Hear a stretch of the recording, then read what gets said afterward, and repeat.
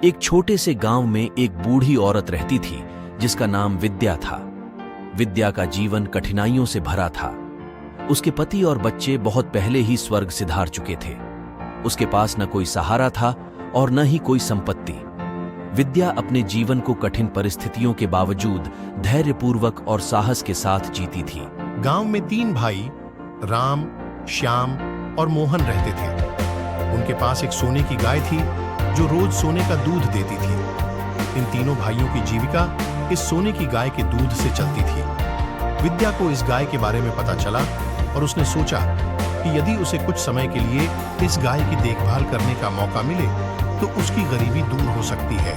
एक दिन विद्या ने हिम्मत जुटाकर तीनों भाइयों से मदद मांगी। उसने कहा, मेरे पास कोई सहारा नहीं है, क्या मैं कुछ समय के लिए आपकी सोने की गाय की देखभाल कर सकती हूं? राम, जो सबसे बड़ा था, ने तुरंत मना कर दिया।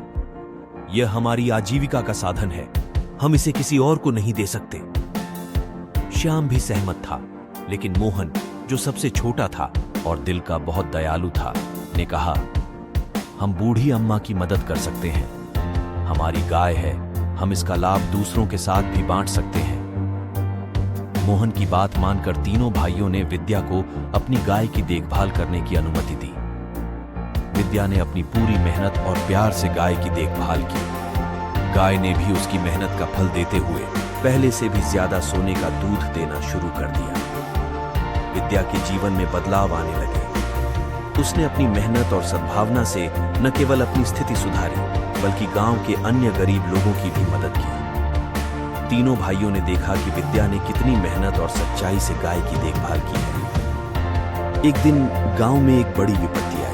गांव के कुएं का पानी सूख गया और लोग प्यास से परेशान हो गए। विद्या ने सोचा कि उसे अपनी सोने की गाय का उपयोग गांव की भलाई के लिए करना चाहिए। उसने सोने के दूध से प्राप्त धन को गांव के कुएं की मरम्मत में लगाया और कुएं से फिर से पानी आने लगा। गांव के लोगों ने विद्या की इस उदारता की बहुत सराहना की। राम, श्याम और मोहन ने भी विद्या की समझदारी और दयालुता से बहुत कुछ सीखा।